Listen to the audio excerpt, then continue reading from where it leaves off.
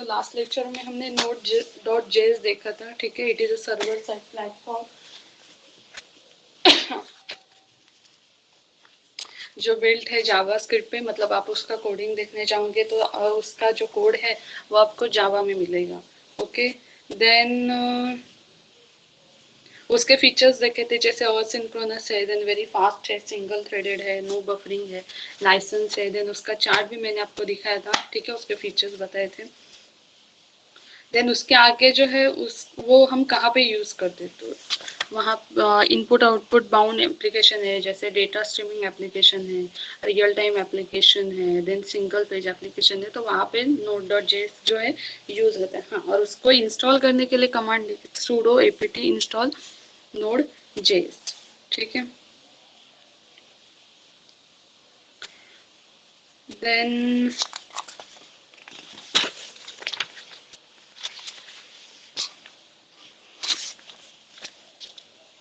Then उसके आगे का जो टॉपिक है Raspberry pi interface, that is UART, universal asynchronous receiver transmitter. UART is asynchronous serial communication protocol, meaning that it takes bytes of data and transmit individual bits in a sequential fashion. तो basically Raspberry पाई में UART जो protocol है वो use होता है। तो UART का long form क्या है? Universal asynchronous receiver transmitter. तो ये क्या करता है बेसिकली, इसमें सीरियल कम्युनिकेशन प्रोटोकॉल है। It takes bytes of data, मतलब बहुत सारा डेटा इकट्ठा करके वो लेता है and transmit individual bits in a sequential fashion, और जो देते वक्त डेटा जो है सीक्वेंस में कन्वर्ट करके देता है, ठीक है।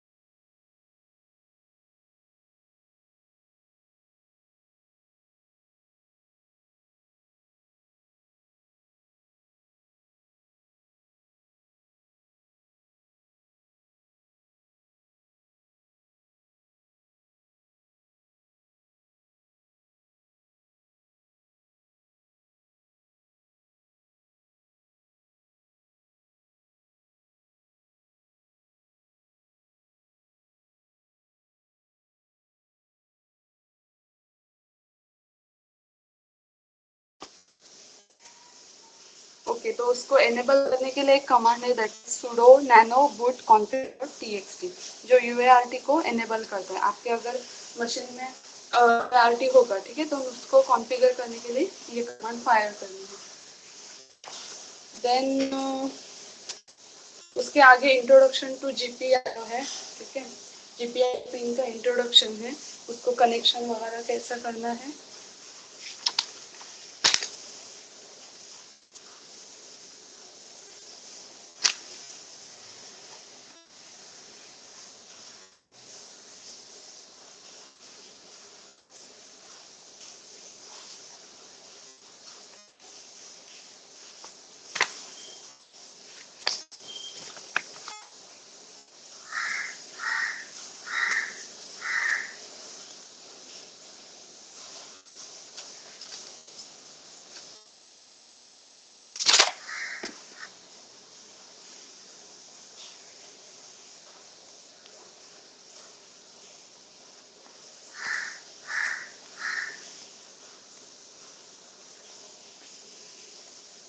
ये यहाँ पे एग्जांपल बताए पीसी टू पीसी कम्युनिकेशन का, ठीक है। यहाँ पे देखो सीरियल डेटा ट्रांसमिशन, तो सीरियल डेटा ट्रांसमिशन मतलब क्या होता है, यूएआरटी में क्या होता है बेसिकली कि बाइट्स ऑफ डेटा में वो डेटा लेगा और उसको सीक्वेंस में डेटा सेंड करेगा, ठीक है। तो यहाँ पे देखो जो 011 नंबर्स हैं, ठीक है, ये 8 बिट्स नंबर है, and then transmitter internal shift register, ठीक है। यहाँ पे जो दिख रहा है आगे वो सीक्वेंस में डेटा कन्वर्ट होके जा रहा है, okay.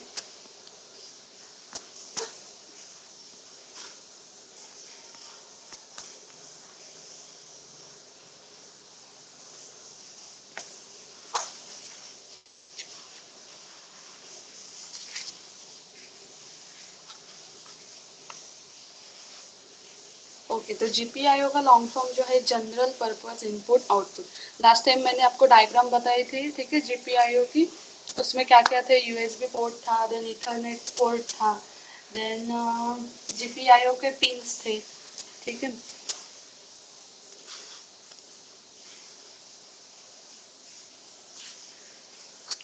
When we use the GPIO pin as output, Raspberry Pi replace both the switch and battery in the above diagram, ठीक है। Each pin turn on off high or low in computing terms. Where the pin is high, it outputs 3.3 volts.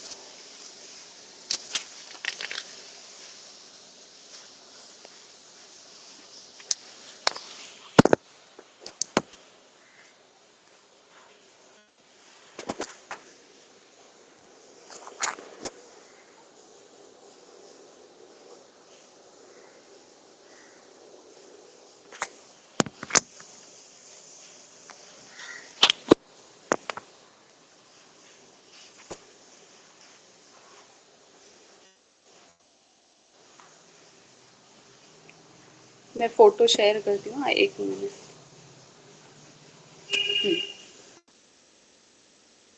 ये Raspberry पाई ऊपर से, ठीक है, उसके सब connections बताए हुए कौन हो जाती है, कौन सी वायर कहाँ जाती है, ठीक है।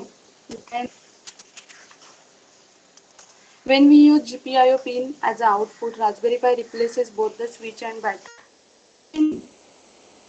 In turn or off computing terms, when the pin is high, it outputs is 3.3 volts.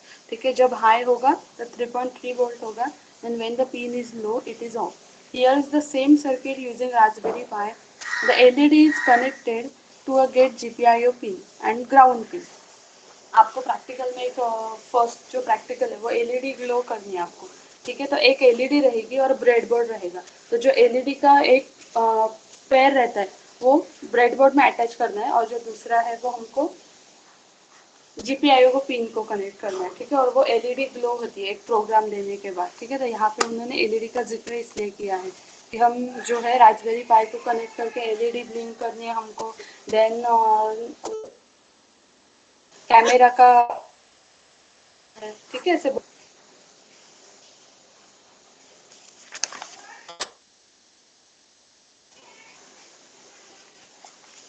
उसके आगे जो है I2C एंड SPI कंसेप्ट है, ठीक है। तो I2C का जो मतलब है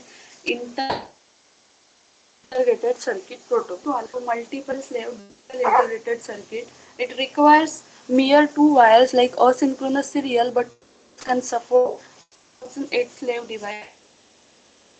I2C can support multi-master system.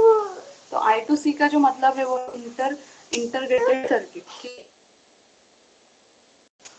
तो ये बेसिकली है, मतलब एक मास्टर है, बाकी सारे स्लेव रहेंगे, ठीक है। तो मास्टर और स्लेव मतलब अपना सब उसके जो है मतलब हम है टीचर्स है, ठीक है। तो एक प्रिंसिपल और बाकी सब टीचर्स, या फिर एक टीचर बाकी सब स्टूडेंट, तो इसको कहते हैं master.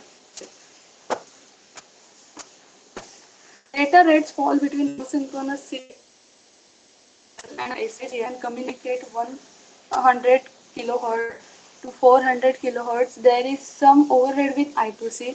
For every 8 bits data to be sent, extra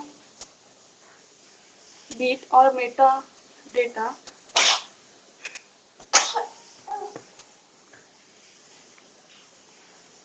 then it requires some mere two wires like asynchronous serial, but those two wires can support 1008 slave device.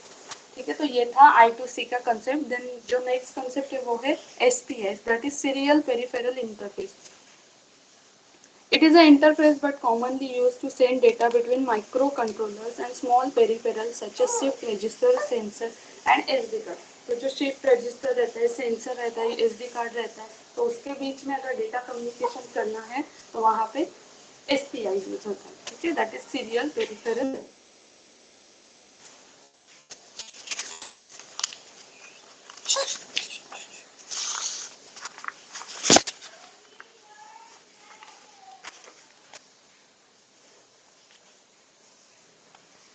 Then आगे कुछ SPI के advantages है, जैसे it is faster than asynchronous serial, receive hardware can be simple shift register, it supports multiple slaves. Then उसके कुछ disadvantages है, it requires lines, then communication must line communication, it usually requires separate SS line, can be problematic if numerous slaves are needed.